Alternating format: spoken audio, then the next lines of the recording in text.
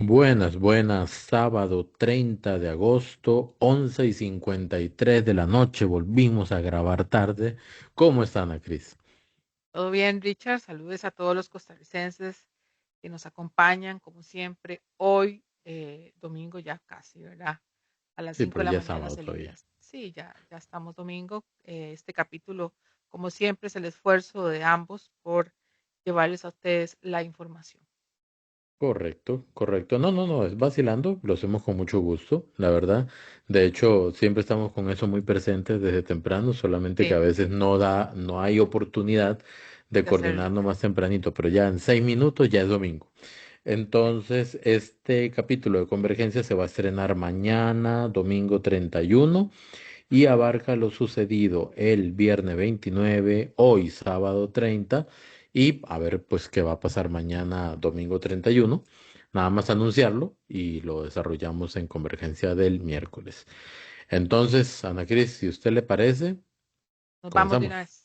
Ok, Listo. pues comenzamos de una vez con la entrevista de la diputada Daniela Rojas, donde expuso la situación en la que se encuentra el importante proyecto que espera muchísimo este país, que es las jornadas 4x3 y la nueva modalidad, donde podrá ser enviada y analizada en una especie de comisión. Y ella, pues, mejor que nosotros dos, va a explicar eh, cómo está, cuántas mociones al fin se van a ver, y todo lo que tiene que ver con esta modalidad de la cual se puede ver, a ver si podemos encontrar ya la solución y ya se termine de votar esto. Correcto. Usted me indica hasta dónde lo vemos y Sí, comenzamos de una vez. Sin haber revisado aún ninguna, de 2.564 mociones, si no me equivoco, que son las mociones de fondo, y faltan, si continúan presentando mociones de revisión, otras 2.564 mociones de revisión que ver en el plenario, casi 6.000 mociones estamos hablando. Así que tenemos una larga tarea en los meses que están por venir para continuar. Esto podría ir muchísimo más adelantado. Aquí tenemos un tema de tiempos de votación, de rompimientos de quórum y de solicitud de recesos, que el procedimiento rápido permite que se puedan solicitar hasta 2 recesos de 5 minutos cada uno durante el proceso de votación y por supuesto que los están aprovechando. De igual manera que podemos darnos cuenta que el que las mociones de fondo tengan mociones de revisión quiere decir que lo que se quiere, ya lo hemos Dilatar. dicho, pero es evidente que es dilatar el proceso Ujú. de finalmente lograr una votación, a pesar de haber aplicado una vía rápida. Yo sí quiero dejar aquí claro que la vía rápida está siendo muy lenta, quien no puedo negar eso como proponente del proyecto y además como promotora de la vía rápida, pero la vía rápida es muchísimo, muchísimo, no un poquito, muchísimo más rápida que si el proyecto estuviera en comisión. Entonces no es una salida a decir, es que es muy lenta, entonces no vale la pena que regrese a comisión, porque que regrese a comisión en una vía ordinaria hace que el proyecto no vaya a salir nunca de ahí. Doña Daniela, cuando ustedes hacen todo este análisis para darle vía rápida al proyecto, con el apoyo que recibieron en plenario en un momento, pensaron que esto iba a suceder, que iba a haber este carretillo de emociones y que simplemente el proyecto se iba a quedar estancado. Bueno, sí, fue algo que se contempló de saber que se iban a presentar una gran cantidad de mociones y además, como lo ha dicho el Frente Amplio, que debo reconocer que a mí me ofende un poco cuando dicen lo advertimos, porque es que hasta me recuerda cuando hay gente que comete actos que no son correctos y dice, yo le dije que iba a suceder, yo le advertí, o sea, ¿para qué hace lo que yo no quería si usted ya sabía cuál iba a ser la consecuencia? Y eso me parece una absoluta falta de respeto, pero es verdad que ellos nos advirtieron que eso iba a suceder. Tal vez lo que no se contempló era lo que iba a durar cada una de las votaciones. Nosotros hemos sacado cuentas cuando estamos votando y hay momentos en que la votación dura hasta 6 minutos y medio. Sí, es imposible. Entonces, 6 minutos y medio una votación y eso sí no fue tomado en cuenta. La votación puede ser más rápido. Lo que pasa es que efectivamente el reglamento no indica tiempos de votación, pero digamos que podría existir la disposición de todos nosotros, incluso de quienes están en contra, de votar apenas se abre la votación. Y podemos estar hablando de que en 2 minutos se podría lograr una votación. Entonces, que lo que estamos durando en solo una, podríamos votar 3 mociones. Saquen de cuenta cuánto más rápido podríamos ir. Hay dos temas que puntualmente a mí me llamaron la atención esta semana o semanas anteriores. Uno, la posición de don Leslie Bojorges. O sea, me parece que es una zafada de tabla al proyecto, es una zafada de tabla a su proyecto y es su compañero de de fracción. Bueno, yo debo de, por supuesto, don Leslie es compañero de fracción y además compañero diputado de la provincia, que actualmente está separado de la fracción. Don Leslie no participa de ninguna reunión de fracción de nosotros, por lo que no está enterado de nada de lo que nosotros conversamos en las reuniones de fracción con respecto al proyecto. Peor aún. Sí, por no estar enterado y emitir un criterio.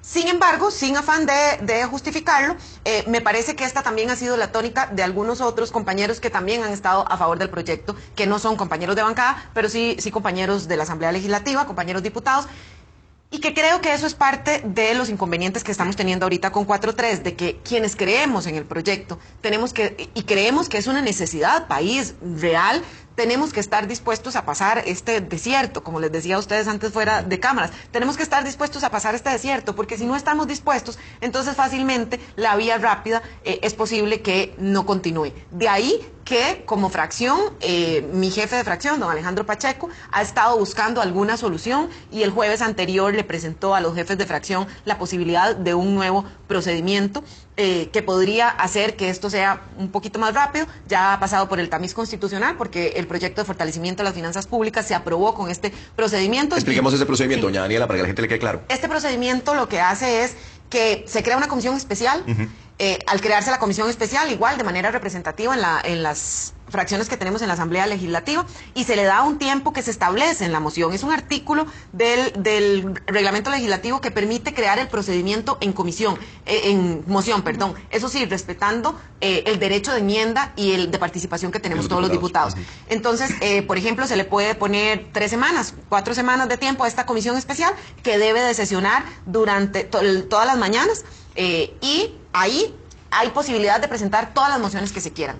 Terminado el tiempo de esta comisión para dictaminar, si no se han votado todas las mociones, se tienen por desechadas. Ah, pero eso está ahí excelente que se Sí, pudiera hacer. entonces se tienen por desechadas las mociones y va a plenario el proyecto de ley. Cuando va a plenario, vuelve a existir la posibilidad de que los diputados presenten mociones, pero ya no las rechazadas. Aquí no está la posibilidad de reiteración, sino nuevas mociones. Ya. Pero estas nuevas mociones vienen con una nueva regla, y es que cada diputado tenemos derecho a presentar una moción por artículo de proyecto más un texto sustitutivo, únicamente. Entonces, al ser un proyecto de 3 artículos, cada diputado que quiera presentar mociones, lo que puede presentar son 4 como máximo. Tal vez, discúlpeme ahí la ignorancia que tenga yo en la mecánica del reglamento legislativo, pero si esta opción pareciera que es más viable, ¿por qué no se planteó así desde un inicio? Porque esta opción, lo que sucede es que el proyecto inició. Recordemos que cuando el proyecto se vuelve a presentar, por más que digan que no, existieron mesas de trabajo, mesas de negociación, donde parecía que podíamos llegar a un punto de consenso. Esta posibilidad hace que sea con un nuevo proyecto de ley que lo tenemos que hacer. Porque no podemos agarrar este proyecto y no hay manera de deshacernos de esas 5.000 mociones. Entonces, con un nuevo proyecto no se lo podemos aplicar ya al proyecto de ley. Porque sí, este proyecto de ley que estamos discutiendo ahorita recibió desde el primer año, desde el que se cayó en la Sala Constitucional y cuando fue presentado, mesas de trabajo, reuniones de jefes de fracción, observaciones de todo el mundo. No es verdad que esto no fue suficientemente discutido, que es parte del discurso que han estado dando los opositores y quienes inicialmente eran incluso firmantes y apoyaban el proyecto, y que en el camino, con todo su derecho... Como Montserrat Ruiz, ¿o no? Ella estuvo siempre en contra. Montserrat ha estado siempre en contra. Montserrat ha sido muy consecuente con su posición. Siempre ha estado en contra. Aún así, Montserrat...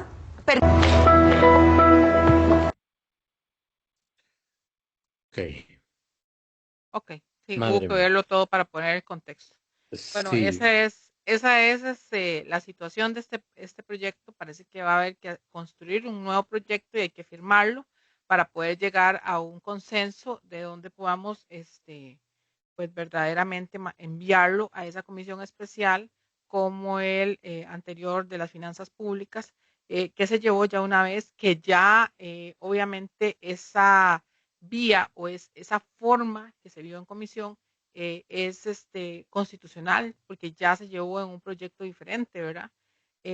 Aunque bueno, siempre a uno le preocupa, ¿verdad? Que salga alguna otra sorpresa, ¿verdad? En este proyecto de ley se verán de 25 a 30 mociones aproximadamente por diputación. Ella explica más adelante que al final los cálculos andan, bueno, si todos los diputados, las diputaciones presentaran mociones, todas, absolutamente, que eso no sucede así, presentarían alrededor de 550. Eso aspiro yo que sea así. Bien, acá hay varios puntos. Primero, aclarar, este proyecto casi tiene un récord. Tengo entendido que no es el que tiene el récord más grande. No sé cuál es el que tiene más mociones en la historia de la Asamblea Legislativa, pero este tiene 2.564 mociones. Ninguna de ellas se ha aprobado. ¿Qué es una moción? Es debería ser una recomendación para mejorar el proyecto, no necesariamente una excusa para entrabar el proyecto. Ok, no es una queja, es una recomendación. Hay 2.564 mociones, yo creo que ya vieron como 500 aproximadamente.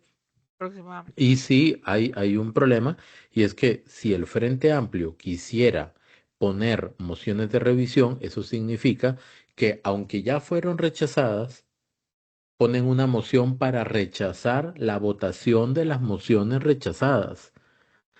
Y aunque eso no va a solucionar nada, Lo únicamente van a poner. va a poner una barricada, ¿verdad? Una muralla para que el proyecto pueda avanzar. Ese es el punto número uno. El punto número dos, el de la comisión, es como lo dijo la diputada Daniela Rojas, que pues hay que valorar y reconocerle el esfuerzo y la persistencia en este proyecto. Lo que indica es que se hace una comisión como por 3 semanas aproximadamente, tienen que sesionar todas las mañanas y en esa comisión van a tener que votar cada una de las mociones, votar, las que puedan durante esas 3 semanas. Las demás se dan por Sean rechazadas, rechazadas. o sea, cuando termine el plazo. El proyecto, como quede, se lleva al plenario para que lo voten y pueden presentar nuevas mociones, no traer las rechazadas, ¿ok? Ujú. Y esas nuevas mociones puede ser una por artículo. El proyecto de ley solo tiene 3 artículos. Entonces, una por artículo y un texto sustitutivo. Ya no se pueden poner toneladas de mociones como lo ha hecho el Frente Amplio. Y eso podría acelerar más el proceso. Exacto. Pregunta Douglas, ¿por qué no hicieron eso desde el inicio? Porque efectivamente sentían que había consenso. ¿Qué es consenso? Cuando la mayoría, o la gran mayoría o todos están de acuerdo en pasar el proyecto. Se sabía que el Frente Amplio no estaba de acuerdo. Eso se sabía. Sí. Pero una cosa es no estar de acuerdo siendo minoría y otra cosa muy distinta es, siendo minoría, poner todas las trabas del mundo para que el proyecto no pase, aunque tenga mayoría para aprobarse. Ujú. Eso es extralimitarse en el uso del reglamento. Y finalmente, lo que sí me dio cólera, y esto me dio muchísima cólera, porque yo escuché y aquí vimos a Rocío Alfaro Molina decir, se los advertimos que No hagan íbamos eso. a entrabar el proyecto. Eso fue lo que dijo, No lo hagan, porque ya saben que nosotros vamos a hacer lo nuestro. que le extrañaba o que la sorprendía que a ellos les sorprendiera que pusieran todo eso. ¿Y sabe a qué me sonó? Eso me sonó a que uno va a pasar por una calle y ahí estoy haciendo una comparación en método, ¿ok? En método. Uno va a pasar por una calle oscura, ¿ok? Y hay un grupo de personas ahí que le dicen a uno, lo vamos a asaltar, ¿ok? Pero uno tiene que pasar por ahí porque es obligatorio pasar por ahí para llegar a la casa, o sea, para llegar al objetivo. Ujú. Y yo paso y me asaltan. Y la culpa es mía. ¿Por qué? Porque Porque esa usted ya gente me sabe. dijo que me iba a asaltar. Exacto. Es así. O sea, de verdad es así. Como me dijeron que me iban a asaltar y me asaltaron, es culpa mía porque yo no les hice caso. Y están sorprendidos los asaltantes porque yo me sorprendí de que me asaltaran. Porque Yo usted pasó siento eso como una por donde tremenda son falta de dueños. respeto. ¿Ah? Sí. Porque usted pasó por donde no debía de pasar. Exacto, así de ilógico suena. Y me parece una tremenda falta de respeto. Es una falta de respeto, es un uso abusivo del reglamento, es un irrespeto a la democracia, no presentan ningún proyecto alternativo para generar empleo, ¿ok? Y encima nos quieren ver la cara de tontos. Y eso a mí sinceramente me enoja muchísimo. Eso es aparentemente lo que representa el Frente Amplio. Quienes no tengan trabajo, no importa. Ellos están buscando mejores condiciones de trabajo, no trabajo. Y yo insisto, necio, pero insisto, el primer derecho laboral es tener Tener trabajo. trabajo. Punto. Otra cosa que para terminar el tema es que quiero agregarles costarricenses que dentro de lo que dijo Daniela fue que se previó que o sea, el tiempo de votación iba a ser un tiempo normal, ¿verdad? ¿Cuánto podrá durar una persona en estirar el dedo? Lo que había hecho Richard, o sea, aquella descripción que hizo, y usted toca el botón famoso donde dice votar. Bueno, ellos duran alrededor de 6 minutos, cuando lo que Hasta deberían 6 durar es minutos y medio. aproximadamente 1 minuto. O sea, inclusive el mismo Rodrigo Arias contestó que eso era irreal o que era muy difícil, había muchísima dificultad en poder llevarlo a cabo dentro de menos de esos 6 minutos. O ¿Sabe sea, qué me da increíble. cólera de eso, Ana Sí, Cris? Que ellos hablan mucho que la educación, que hay crisis en educación, perdón, que hay crisis en educación, que mal que está la educación del país, que los valores y no sé qué. Y ellos se comportan peor, algunos, ¿verdad? No todos, se comportan peor que una escuela, que estudiantes de escuela. Cuando uno les dice, bueno, todos en su sitio, están corriendo por todo lado por inmadurez y por mala crianza. Parecen algunos inmaduros y malcriados. Así de triste se ve esa Asamblea Legislativa cuando algunos, en vez de hacer esto, vea el movimiento, vea, pum, eso es lo que tienen que hacer. ya.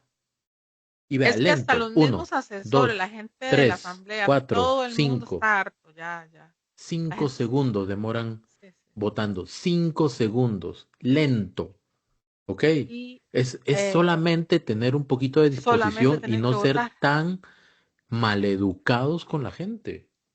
Yo quiero acotar algo que también dijo más adelante Daniela Rojas en esa misma entrevista, donde ella explica de lo que se había valido el Partido Frente Amplio, por ejemplo, en calcular o tomar a cálculo cuántas personas habían en el recinto del plenario. Entonces, calcular y salir aproximadamente 3, entonces dejar al plenario sin quórum, se sentaron afuera en un sillón y una vez que ya ahora sí el presidente vuelve a llamar, entonces ahora sí volvían a entrar después de haber perdido aproximadamente de 5 a 6 minutos, que eso había podido haber hecho la diferencia costarricenses en por lo menos votar una moción a la velocidad de ellos, ¿verdad? Pero en realidad es a la velocidad de 6 mociones, en realidad. Vea, voy a hacerlo más directo.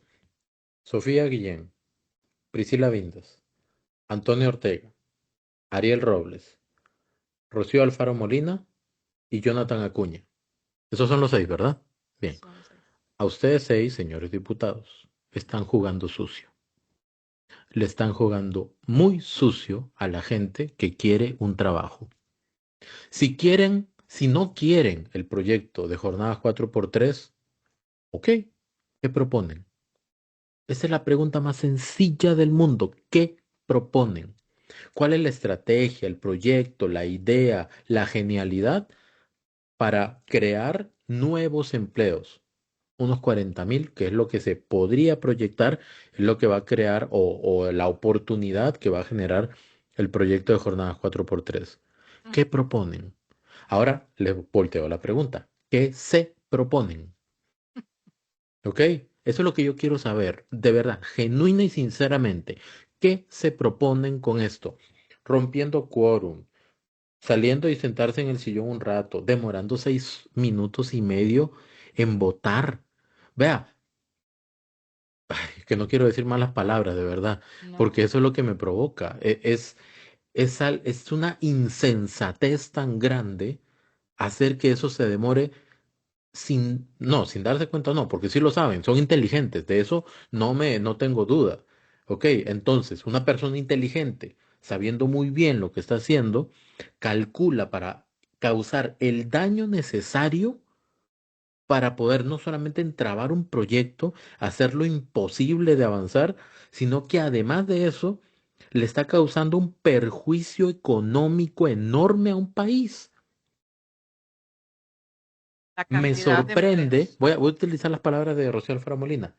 No me sorprende que los sorprenda a ellos. Me sorprende que siendo tan académicos, tan titulados y tan inteligentes, no se den cuenta el daño que le están causando a la gente que quiere un empleo y a las finanzas de este país. Porque eso es lo que están haciendo. Eso es lo menos patriótico que yo he visto en esta asamblea, que ya de por sí genera muchísimas dudas y enojos por lo que han hecho algunos diputados. Es un insulto, es verdaderamente un insulto. Y repito los nombres. Mujeres primero, damas primero. Sofía Guillén, Priscila Vindas, Rocío Alfaro Molina, Jonathan Acuña, Ariel Robles, Antonio Ortega. Antonio Ortega. Ahí va para ellos. ¿Cuál es la idea? ¿Cuál es el plan B? Volvemos a lo mismo. ¿Quién vamos a elegir de diputados? Esa es la siguiente. Siempre llegamos al mismo lugar, costarricenses. Es Esa más, siempre es la misma una pregunta. más, porque de verdad me enoja. Si ustedes desean, señores diputados del Frente Amplio, que haya una fracción del Frente Amplio de 1, 2, 3, 4, 5 diputados, lo que ustedes creen que van a sacar, ¿ok? Y prometen algo como lo que están haciendo ahorita, yo le pido de verdad a la población, por favor, no voten por el Que Frente Amplio. replanteen esto. No voten por el Frente Amplio. ¿Por qué? Porque lo que ocasionan es esto. Esto no es productivo. Esto no es propositivo. Esto es obstaculización pura Pura. y dura. ¿Ok? Pura y dura. Esa obstaculización y esa actitud tan inmadura, como para que entiendan por ahí la referencia de la madurez, ¿verdad? Sí. Es lo que nos tiene a nosotros con un estado de decepción tan grande, tan grande, tan grande como el monto millonario que hemos perdido gracias a ustedes por esta medida. Muchas gracias. Sí. Y nos vamos con el siguiente tema, que es el video de Carlos Díaz. ¿Por qué? Porque lo tenemos que poner en contexto costarricense. Saliendo de la gira de Limón, el señor presidente en algunos de los recintos habla sobre esto y responde. Entonces, veamos qué fue lo que le pregunté. Este video se da después de la comparecencia del ministro de Correcto. Cultura Jorge Rodríguez Vives, ¿ok? Y vamos a ver lo que dice don Carlos Díaz, fiscal general de la República, y de una vez vemos la respuesta del presidente, si le parece. Sí, correcto. Listo. Lo que he visto me parece más bien bastante bueno que el señor Jorge Rodríguez renuncie a su inmunidad y decida afrontar en este caso este proceso judicial. Esperaríamos lo mismo del señor presidente de la República.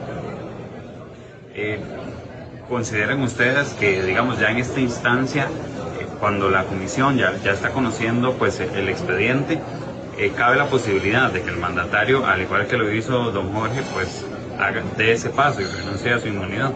Sí, cabe la posibilidad y como le digo y le reitero, nosotros esperamos, primero que todo, que la Asamblea conozca esto y que ojalá levante la inmunidad. Y en todo caso también esperaríamos que el señor presidente tome el mismo camino que don Jorge Rodríguez Vives. Ha insistido la defensa y uno de los diputados que integra la comisión en solicitar el pliego, el expediente contra el señor Bulgarelli para conocer pues el tema del criterio de oportunidad. El conocer el criterio del Ministerio Público a sabiendas de que lo cubre el 295 y de que no sería posible pues remitir esa información. ¿Comparten ustedes esa postura? Bueno, no, más bien por el contrario, la Fiscalía ya le remitió a la Asamblea Legislativa la declaración de don Cristian Bulgarelli. Con ello pretendemos que tenga también esta comisión los argumentos necesarios y suficientes para que pueda tomar una decisión en cuanto a la solicitud que hizo el Ministerio Público y que reiteramos de que se levante la inmunidad en este caso de los acusados por este hecho. Vamos a ver seguidamente entonces las declaraciones del presidente justamente al respecto. Exacto, digo, un poco segundo, Rodrigo. Ayer don Carlos Díaz dijo que iba a llamar a indagar, a indagación al señor Choreco con el tema este. Yo sé que usted, doña Pilar, dijo que ya usted se quería dedicar a las jornadas 4x3. Quería hacerle esa pregunta con respecto a este tema de lo de la inmunidad. Mire, don Carlos Díaz está absolutamente desesperado. Yo creo que es legítimo que él esté desesperado. Yo creo que el país lo ha visto hacer un ridículo de los más grandes que hemos visto en nuestra historia judicial, por servir a 15 magistrados, especialmente Patricia Solano, que a su vez sirven, en mi hipótesis, a los Arias y hasta Baruch, con este temita del testigo de la corona. Se le cayó el circo y ahora va a tratar de hacer, primero, que yo me calle diciendo renuncia a la inmunidad, porque eso haría que se calle el tema, que se vaya, que ya no tenga que dar cuentas, que se economice la vergüenza de hablar cantinfladas, como lo demostró de manera brillante el señor abogado José Miguel Villalobos, y de estar fabricando evidencia. ¿Usted cree que algún día eso no le puede llegar a la misma justicia? El 4 de abril usted hizo todo esto de manera ilegal, como lo hizo con el barrenador, en colusión y complicidad con Marta Costa y la Contraloría. 27 minutos para probar un legajo de este tamaño de temas técnicos. ¿Pero qué podemos pensar? Entonces ahora don Carlos va a indagar a Choreco, va a indagar al que vende tacos ahí en alguna soda, al que vende chicles en el estadio. Él lo único que va a hacer es ruido, sin sentido, y nada más 2 mensajes para él. Yo no me voy a callar ni me voy a renunciar a la inmunidad, don Carlos. Esto lo vamos a dilucidar en la opinión pública. Ahí están los verdaderos jurados y jueces en este momento. Y segundo, haga lo que quiera hacer. ¿Sí? Si uno está en un hueco, Carlos Díaz, deje de excavar. Gracias. Bueno, Comente, Ana Cris, para que se me termine de bajar el colerón con el Frente Amplio. Sí. Bueno, yo creo que lo que dice el presidente está muy claro, ¿verdad? Él lo que hace es tratar de buscar una panga a través de sacar el agua que se le está metiendo en el botecito por los problemas de los cuales han sido expuestos. Ya hemos hablado también en Convergencia la vez pasada sobre las falencias que tiene muchísimas este expediente, de la brillante exposición que hizo José Miguel Villalobos sobre por qué no tiene consistencia este expediente y pues por supuesto aquella evidencia tan grande del famoso 4 de abril con respecto a también lo que pasó con el caso Barrenador, que para peores, tal de buenos palos, volvemos a decir que está sacando agua del bote, porque resulta que también el Tribunal Contencioso Administrativo ya dejó dicho lo que sucedió con este proceso. Y pues como que muchas cosas se caen, el castillo, los castillos que se han construido parece que no tenían suficiente sustento y las bases no eran tan fuertes como se establecía.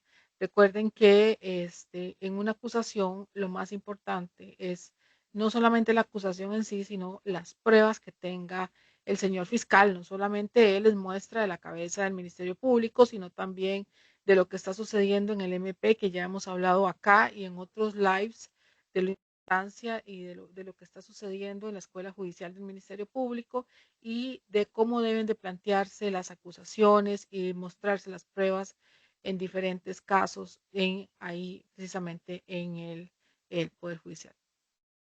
Yo nada más quiero comentar que parece muy fácil para el fiscal y para algunas personas decir de que el presidente renuncie a la inmunidad. Es como muy sencillo, muy fácil, muy práctico, pero no lo es. A ver, el presidente ha sido contratado por el pueblo mediante votación democrática para ejercer la función de gobernar un país. ¿Por qué tiene inmunidad? Para que no tenga que estar enfrentando acusaciones que de repente pudieran no tener el peso necesario para que representen justamente un caso acusatorio real. Vamos a ver, más o menos por ahí, ¿verdad? O sea, que valga la pena.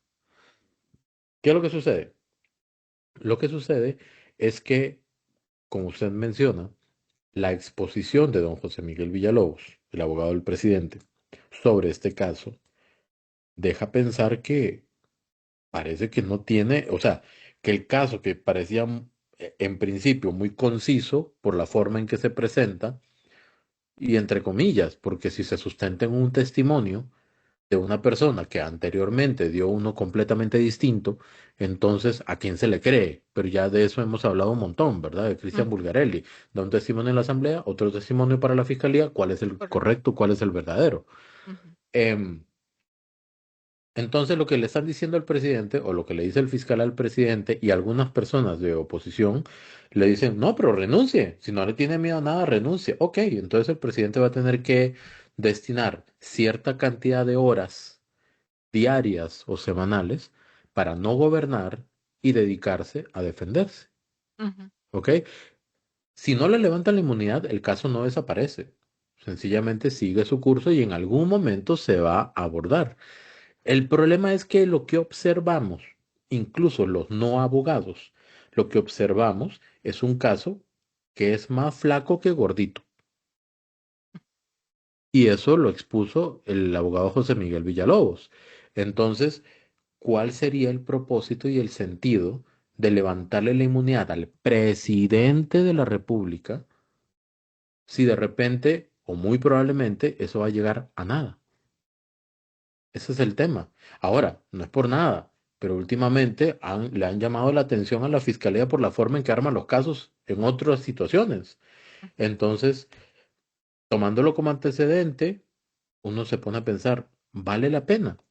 A ver, y finalmente, yo soy de la idea de que si la acusación es muy clara, muy concisa, muy fuerte, muy pesada, con muchos elementos eh, claros y evidentes de que hay un delito, ¿ok?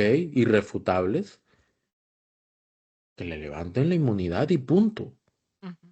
¿Ok? Sería uno, no sé, cómplice de algo incorrecto si uno no estuviera de acuerdo con eso.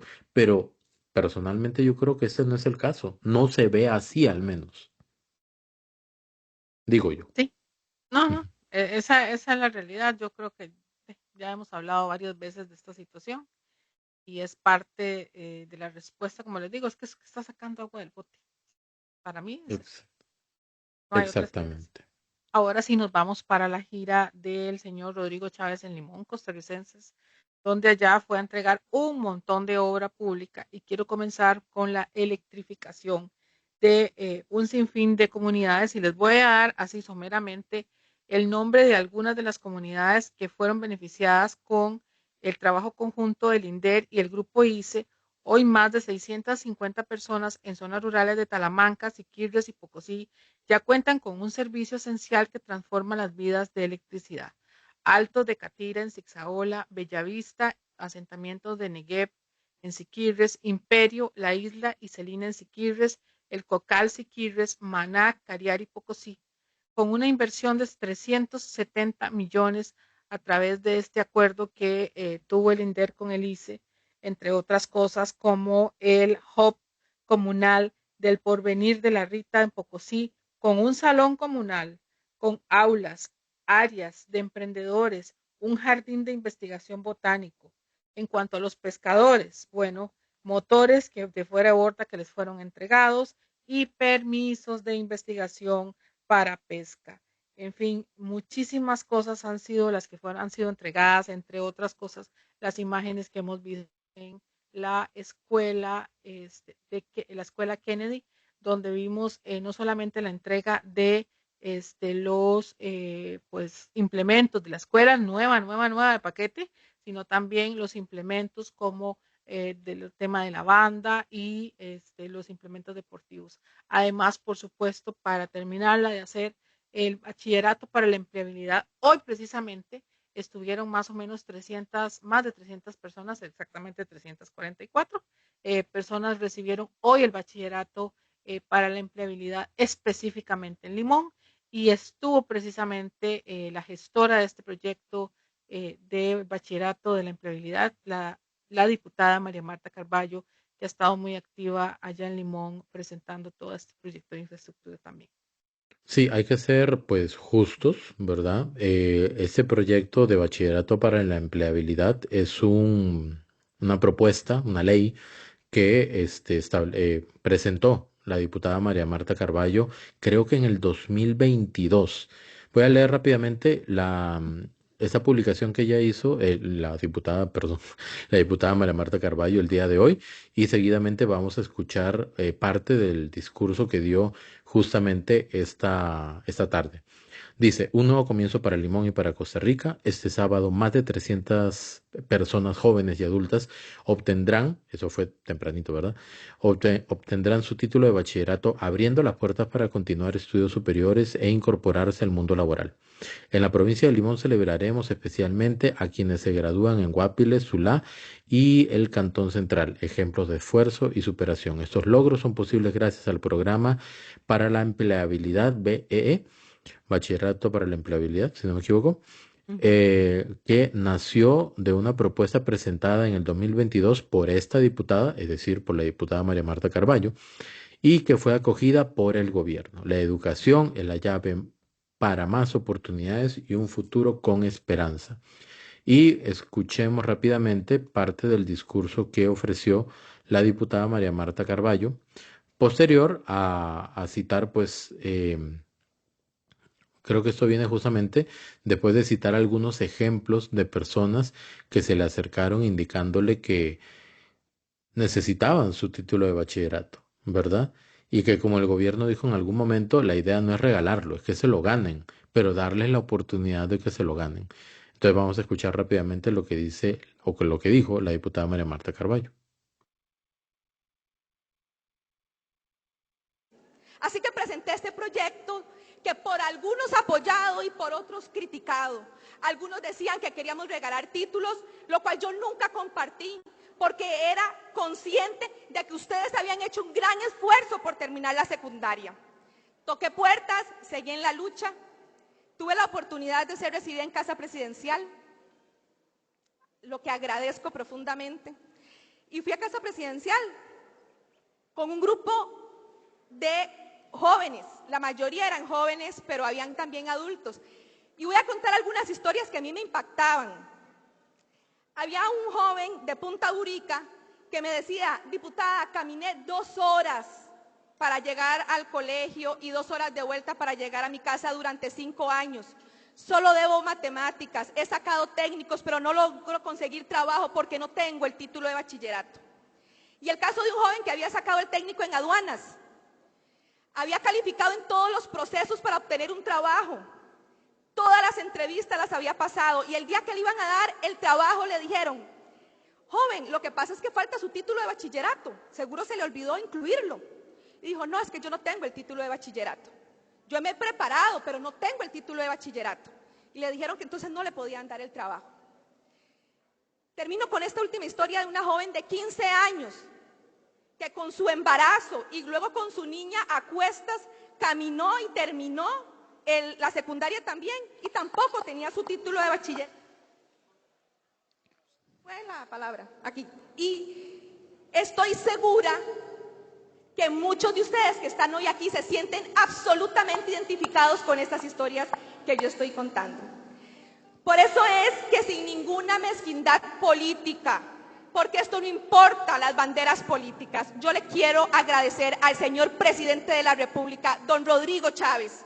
Gracias a este gobierno, gracias por haber atendido, gracias por haber escuchado y gracias por haber desarrollado el bachillerato de la empleabilidad y el emprendimiento. Gracias al MEP, gracias a la UNED. Gracias porque les estamos cambiando la vida a miles de costarricenses. Creo, Ana Cris, que aquí es importante rescatar que cuando un político trabaja realmente por el país, esa mezquindad, esa competencia casi que deportiva de que no, porque si hacemos esto y sale bien, entonces el gobierno se lleva las medallas y se lleva los aplausos. ¿Para qué, para qué están en la función pública? ¿Para qué quieren gobernar de alguna manera. ¿Para qué quieren formar parte de un grupo que tiene como, me refiero a los diputados, que tiene como objetivo ayudar y generar leyes para que el país progrese? Si al final lo que están haciendo es defender un interés partidario. Eso me parece mezquino y hasta cierto punto malvado, la verdad. Muy malvado, porque vea las historias que contó la diputada María Marta Carballo. Así como el gobierno le reconoce a la diputada María Marta Carballo que ella fue la promotora de ese proyecto, ella le agradece al gobierno que se haya acogido justamente de ese proyecto para llevarlo a cabo. Eso es gobernar. Y sin mezquindad ni celos de por medio, sino pensando en el bien de las personas. Pero te das cuenta por qué con María Marta sí se llega a acuerdos y con los demás no. Que no hay Eh, disposición, es porque que hay inmadurez exacto, política, no sé. es que eso es lo que vamos. ¿A qué fueron los demás? ¿A pasear y decir que no? Nada más. Por Yo eso yo escuché digo, por ahí que al iniciar este gobierno, un líder político le dijo a una fracción de diputados que no le podían aprobar nada al gobierno. vean, esta idea del bachillerato para la empleabilidad fue una bandera de Rodrigo Chávez en campaña.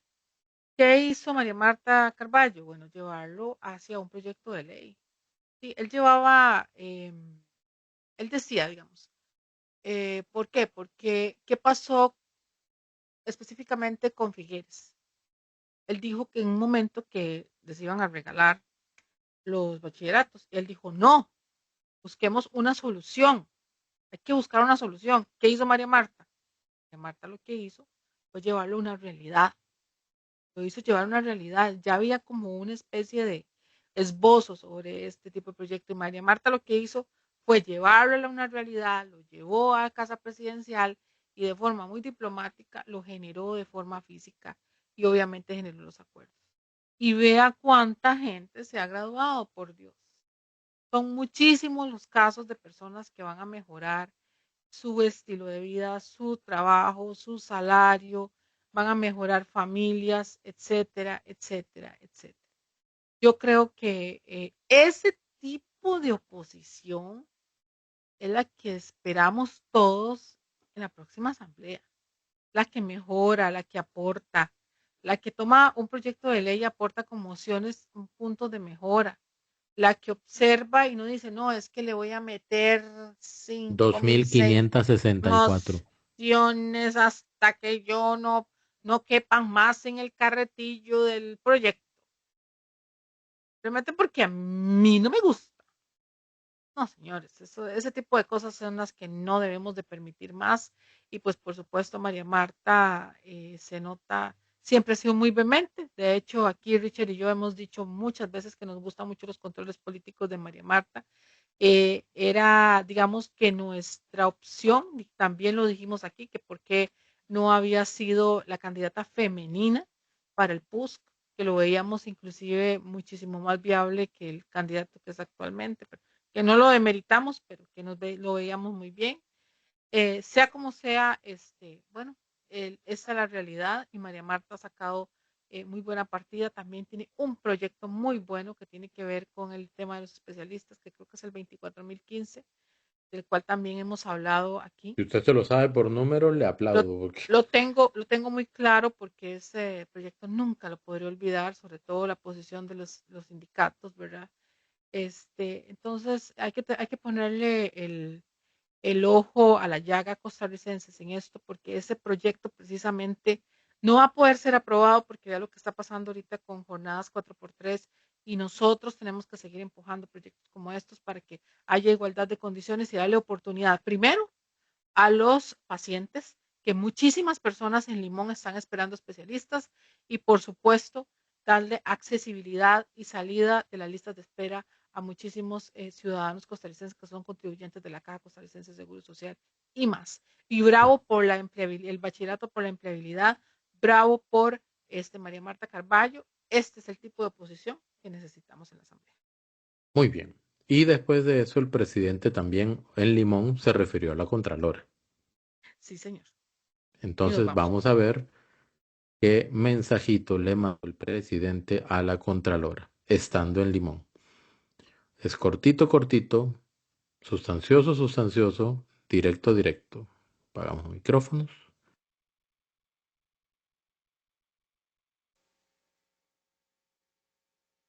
Ya tendríamos 1 año y medio de estar construyendo la Marina de Limón. Si no hubiera sido que a Marta Costa, lo digo con nombres y apellidos, Marta Costa, Contralora General de la República, le hubiera dado la gana interpretar a su antojo el artículo 5 de la ley de Habdeba, que dice de manera transparente: sí se puede construir bajo ese modelo una Marina de Limón que hubiera estado dando ya casi 30,000 empleos. ¿Y qué? ¿Se va a pensionar? ¿Va a renunciar si el pueblo de Costa Rica toma la decisión correcta? Y se va a ir para la casa sin pagar los años de atraso que le causó a Limón.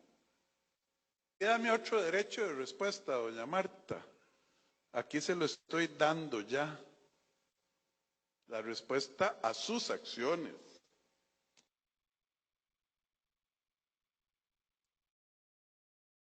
Rápidamente, ¿Para creo que qué le tiene habrá toda la razón de pedido, enojarse. Richard, para qué la Contralora le habrá pedido respuesta a Rodrigo Chávez? Le va a seguir contestando. Yo creo, bueno, eso del derecho de respuesta lo hablamos Sí, lo en sé. el capítulo anterior de Sí, Convergencia. sí, sí. De verdad, yo le he puesto cabeza y cabeza y cabeza pensando cuál fue la estrategia. Y lo Qué que hizo fue mala echarle pata. gasolina al fuego. Exacto.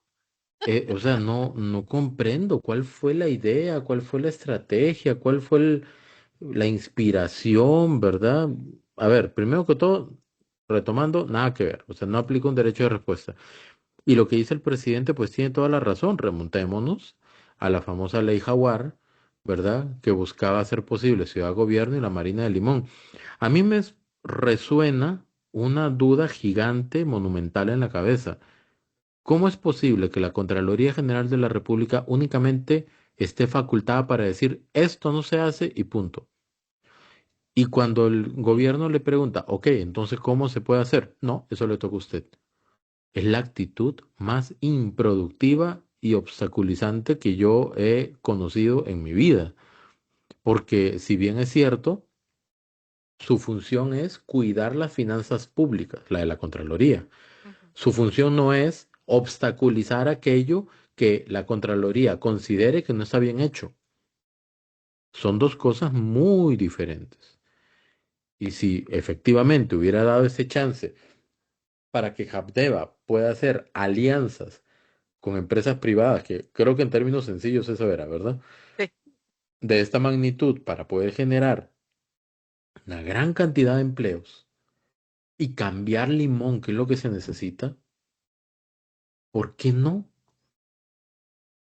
¿Por qué no dar una opción y decir, ok, es que no se puede por esto y por esto, pero si modificamos tal cosa, o si le dicen a la secretaria que modifique esta coma para que yo me pueda sentir con paz en mi corazón y de esa manera darle el permiso a usted, señor presidente, para que lleven a cabo este proyecto, pero no se hace y punto.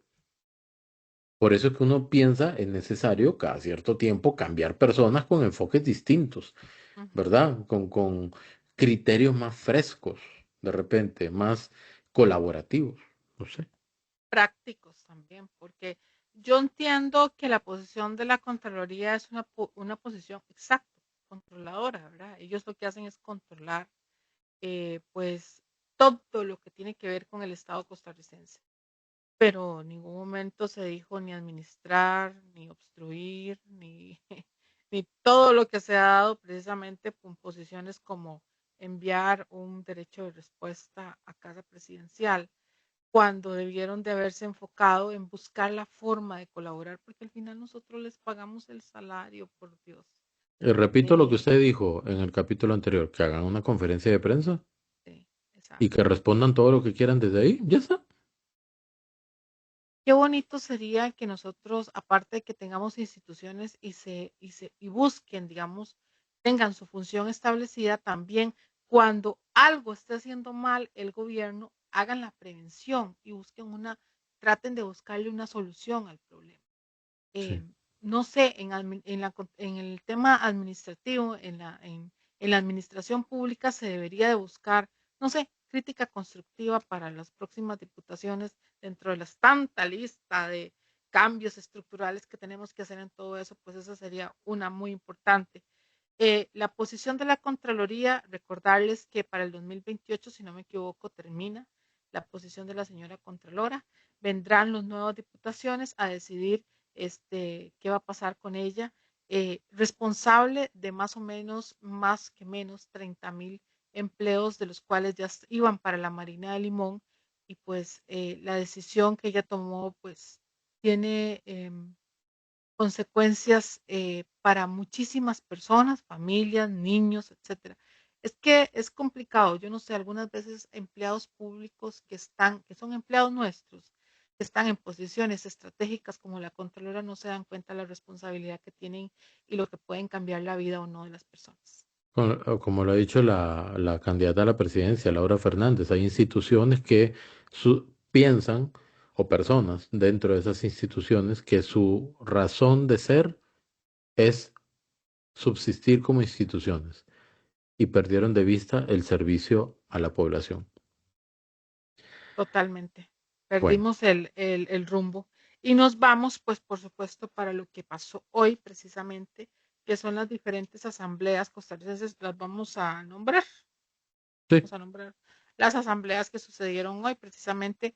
Bueno, pues la primera asamblea fue la del PLP, donde hubo ahí, por supuesto, unas declaraciones de Lee Feinstein, y en la asamblea del PLP, donde parece que sí hubo quórum, se dio la elección de la papeleta presidencial y se empezaron a elegir las diferentes diputaciones que va a tener como representación al Partido Liberal Progresista. De las informaciones que tenemos, Tania Molina, criminóloga, es la primera vicepresidenta. Entonces, ahí tenemos ese dato y vieron también declaraciones de Tania. Ella es criminóloga. Yo me imagino que eso tiene que ir direccionado más que todo al tema de la inseguridad. Ella la llaman muchísimo como especialista, habla mucho, de hecho también tiene un espacio en YouTube donde ella comenta y habla no solo con diferentes especialistas profesionales sobre temas. Ha sido muy visible en ese sentido, entonces me imagino que por ahí es donde va el IFACE. sí, correcto. Y lo que tenemos ahorita es un video que subió José Aguilar Berrocal. Es así, ¿verdad? Uh-huh. Ok. También. Vamos a verlo rápidamente. Es un spot o un comercial o un anuncio político, ¿verdad? Es muy corto. Vamos a verlo y vamos a comentarlo rápidamente para después cerrar pues con una noticia un poquito, no, bastante triste, ¿verdad? Entonces vamos a ver rápidamente. Nada más apagamos el micrófono. Nuevo homicidio. Balacera en la urbanización. Récord en homicidios nuevamente. Este podría ser el uniforme del próximo presidente. Quien quiere gobernar Costa Rica debe estar dispuesto a ponérselo. Nos prometieron comerse la bronca, pero nos dejaron más divididos e inseguros que nunca. Costa Rica ya no aguanta 4 años más de excusas. El enemigo no es el costarricense que piensa distinto, es el crimen organizado que nos robó la paz. El chaleco será necesario, pero no podemos verlo como algo normal. Necesitamos ponernos de acuerdo para recuperar la paz y avanzar juntos.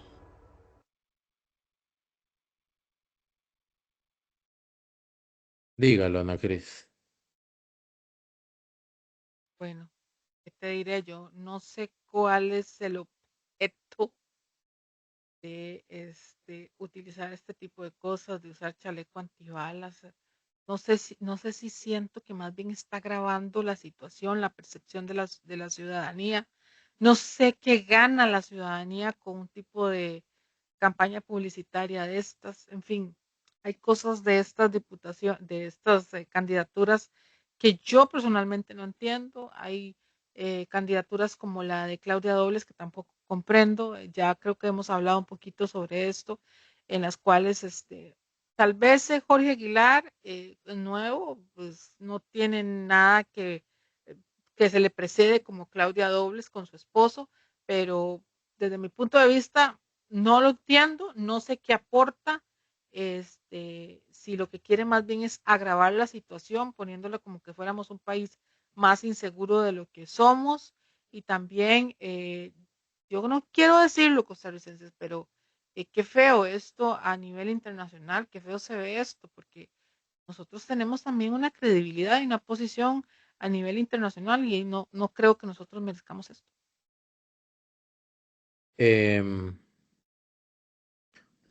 La oposición, en el caso del señor Aguilar Berrocal, específicamente con esto que está sacando, se considera oposición porque yo lo consideraría como tal, ya que lo que está haciendo es una crítica directa al gobierno. Entonces, su comercial, su spot, su publicación no, no genera ninguna propuesta concreta. Lo que hace es hacer una crítica, ¿verdad? Y una crítica únicamente al gobierno. Yo creo que podemos estar claros en que el tema de la seguridad es un tema que se debe atender desde los tres poderes. Echarle la culpa únicamente al Poder Ejecutivo es hacer una manipulación del tema. Y si se hace una manipulación del tema de la seguridad, entonces estamos de alguna manera también utilizando a las personas que han perdido seres queridos como parte de esa articulación parcializada de esta situación pues tan lamentable, ¿verdad? No aporta, critica y solo critica a uno de los tres poderes. Si el señor Aguilar Berrocal considera de que únicamente el gobierno tiene responsabilidad en lo que está pasando, pues que argumente y lo explique antes de generar una crítica sin propuesta, porque yo no vi una propuesta, no sé usted, pero yo no vi una propuesta. Y por otro lado, comparto con usted que qué feo debe ser que a nivel internacional se vea a un candidato a la presidencia que se ponga un chaleco antibalas. O sea, esa no es la realidad. Yo sé que hay una situación de inseguridad que antes no se ha vivido, pero como para que el presidente de la República salga con chaleco antibalas, lo acabamos de ver en Limón, con las mangas aquí recogidas y hablando libremente todos estos días, todos estos meses, Rodeado de gente, rodeado abrazándola, de tomándose gente, en fotos, contacto con la etcétera. gente. No. A ver, no hay que caricaturizar algo tan delicado como la seguridad, ni convertirlo en una obra de teatro, en una actuación, o comenzar a disfrazarnos para llamar la atención. A ver, cualquier persona que se lance a la candidatura de una presidencia debe enfocarse en propuestas concretas. ¿Qué se va a hacer? ¿Cómo se va a hacer? ¿Cuánto va a costar? ¿Quién lo va a hacer? Por lo menos. Pero hacer algo Totalmente de cortito, acuerdo. donde se pone un chaleco antibalas, que este va a ser, no sé, me suena casi ¿En qué llegando a lo aporta burdo. eso? Es O que sea, casi llegando a lo burdo sí. e incluso, y perdón, pero a la burla. A lo burdo y a la burla. ¿Ok? Ah, es para llamar la atención, no sé qué. Llame la atención con propuestas. No solamente el señor Aguilar Berrocal. A todos los candidatos en general. Llamen la atención con propuestas que uno diga, wow, no había pensado en eso. Ahí Ya. sí nos van a llamar la atención. Exactamente. Ahí sí nos van a llamar la atención, fijo que nos van a llamar la atención. Antes de pasar al otro tema, quería recordarles que también Esperanza Nacional hoy también tuvo la Asamblea Nacional y para mañana domingo, no, perdón, hoy domingo, Esperanza y Libertad también va a tener la Asamblea Nacional. Sí. Vamos a cerrar con una noticia lamentable y es que el día de hoy, fue el día de hoy, ¿verdad? Se dio un acto criminal en Nicoya. Y aquí dos cosas. Lo primero, ¿verdad? La víctima era prima de la diputada social cristiana Melina Hoy, a quien pues le hacemos llegar las condolencias. Eh, Evidentemente pues su familia debe estar pasando por un momento bastante difícil y pues en este momento lo único que uno puede hacer es llegar aparte de oraciones, un abrazo a la distancia, fuerza y desear pues que transiten este amargo episodio y camino con la mayor sabiduría y agarrándose de la fe que tengan para poder pues sobrellevarlo y seguir el camino que toca, ¿verdad? Eh, no vamos a entrar en mucho detalle. Aquí se indica que la mujer víctima, y no voy a decir la palabra y ya les voy a decir por qué, víctima de este acto criminal en Barrio El Carmen de Nicoya, era prima de la diputada Melina Hoy del Partido Unidad Social Cristiana. Dice la mujer víctima de este acto criminal en Barrio El Carmen de Nicoya era prima de la diputada Melina Hoy del Partido Unidad Social Cristiana, quien confirmó el vínculo y exigió justicia. En redes sociales, la legisladora expresó el dolor de la familia y pidió un país más seguro para las mujeres. No existen palabras que puedan aliviar el inmenso dolor que sentimos la familia por la pérdida de nuestra prima Mili. Su historia no es solo una cifra, en la estadística es un rostro, un nombre, una vida que fue amada por su familia y a la que fue robado el futuro. Y obviamente, pues esto tratarlo con todo el respeto que se merece, pero sobre este término, perdón, No se puede. este, Sí. específicamente este término que tengo aquí marcado, quiero hacer una referencia. Y es que el INAMU, ya lo voy a dejar de compartir, el INAMU ha sido insistente que los medios de comunicación, de hecho ha citado varias veces a los medios de comunicación y muy pocos van, yo he ido a capacitaciones, donde se indica que el término femicidio es un término que se le endosa o define una acción posterior a un estudio para definir que así fue. Es decir, si hay un hecho lamentable como el día de hoy, no significa que ya de por sí sea un femicidio. Ujú. Eso tiene que someterse a un estudio y una valoración para que días, semanas después, los especialistas definan si eso fue o no un femicidio. ¿Por qué? Porque pudo haber sido otro motivo. En femicidio no entra, por ejemplo, el tema de un asalto, algo producto de un asalto, ¿verdad? Por ejemplo, un accidente de tránsito. Yo desconozco las condiciones en las que se dio este hecho lamentable e indignante.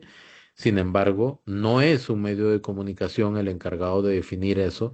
¿Por qué? Porque entonces podemos generar la falsa idea de no ser un femicidio, generar la falsa idea de que se contabilizó un crimen más de ese tipo.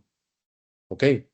Y hay estadística que indica que de X cantidad de crímenes lamentables de este tipo contra mujeres, no todos se pueden clasificar como tal.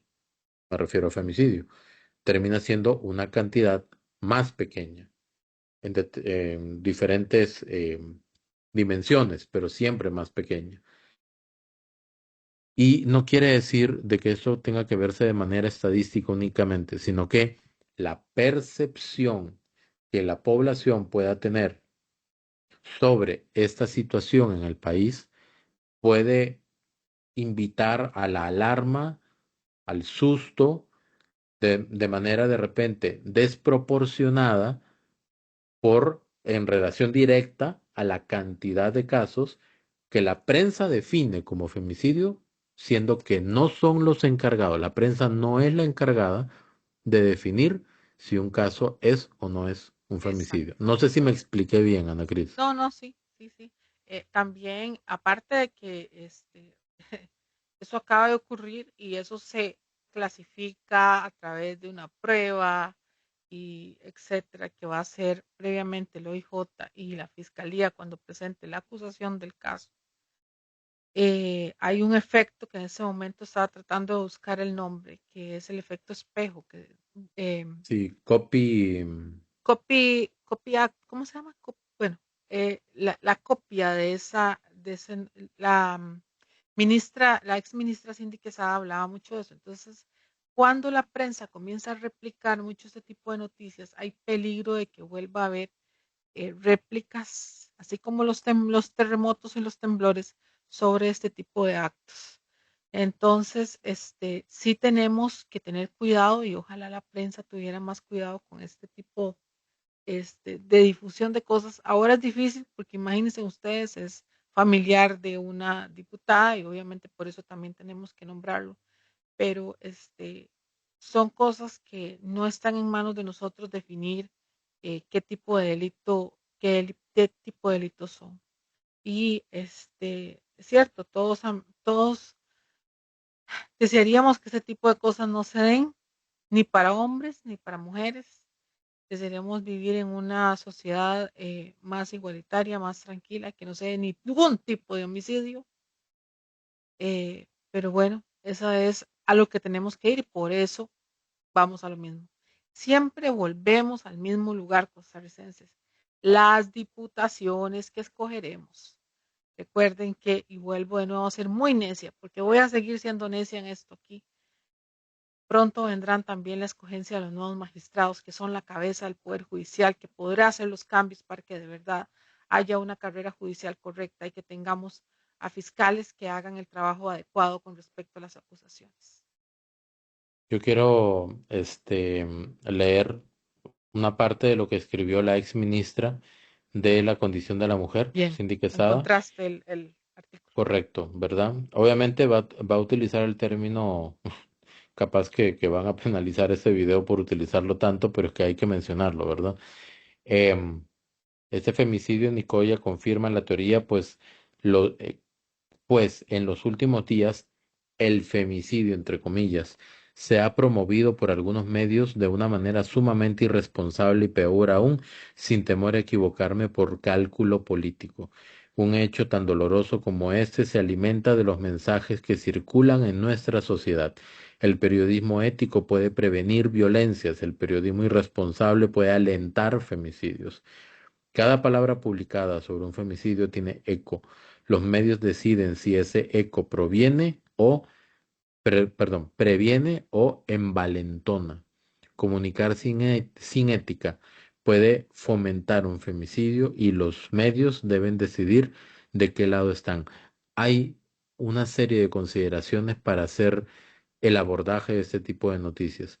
No quiero mencionar más sobre eso, únicamente la sociedad tiene que estar atenta de todos los elementos que pueden ser causantes o riesgos, ¿verdad? O constituirse un riesgo para este tipo de situaciones en el caso de que aplique, ¿verdad? Algo de crimen común es difícil de prevenir, digamos, pero es lamentable. Yo trato de ponerme en los pies o en los zapatos y es tratar nada más de la familia que en este momento está llorando a esa persona que ya no está con ellos y debe ser totalmente frustrante e indignante. Aquí el tema es tratar todos de generar una mejor sociedad. No es únicamente un tema de un gobierno, es un tema que se genera en las familias, en los barrios, en las escuelas, en los colegios, con cosas como las que escuchamos del colegio de Palmares, de un colegio en Palmares, ¿verdad? Que no le hemos dado el manejo todavía porque está en investigación y hay que ver qué es lo que va a generarse. Pero cuando uno ve ese tipo de cosas, uno dice, hay cosas que de repente se pueden prevenir, cosas que de repente tienen una historia en desarrollo detrás, ¿verdad? Y lamentablemente estos temas se tocan cuando sucede un hecho lamentable. Entonces, ponernos en atención, apoyar a la distancia como podamos a las personas que están sufriendo esa pérdida y tratar de solicitar mayor atención de todas las personas que tengan o no, que tengan algún tipo de posibilidad de evitar este tipo de situaciones. Sí, yo solo quiero contar que yo sé que nosotras las mujeres en el género nos vemos mucho, somos más Expuestas. más expuestas a muchas cosas, ¿verdad? No es fácil, uno de joven recuerda muchas cosas que han sucedido, que han pasado, pero lo que está pasando actualmente hace todavía más claro que no solamente nos conviene a nosotros, sino también a los hombres. Sí, Pasó en Palmares indica que le puede suceder a cualquiera. exactamente. Entonces, quien no alza la voz, ojalá que no se sienta cómplice en algún momento de estas cosas que lamentablemente están sucediendo. Y pues lamentablemente así tenemos que terminar este capítulo de Convergencia. Daremos seguimiento, ¿verdad? A ver si sale alguna noticia alrededor de todo esto. Y agradecerle a Ana Cris por la confección de la agenda. Como siempre lo digo, Ana Cris es la que lleva totalmente el pulso y el orden de todo lo que se desarrolla. Uno aquí trata de aportar un poco más, ¿verdad? Entonces, muchas gracias, Ana Cris.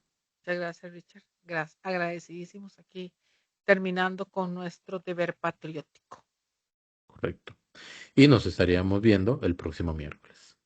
Así es, y los esperamos. Y por favor, como siempre, nos dejan sus comentarios hoy domingo, que espero que se disfruten este capítulo. Exactamente. Muchísimas gracias. Muchísimas Hasta gracias luego. a todos. Hasta luego.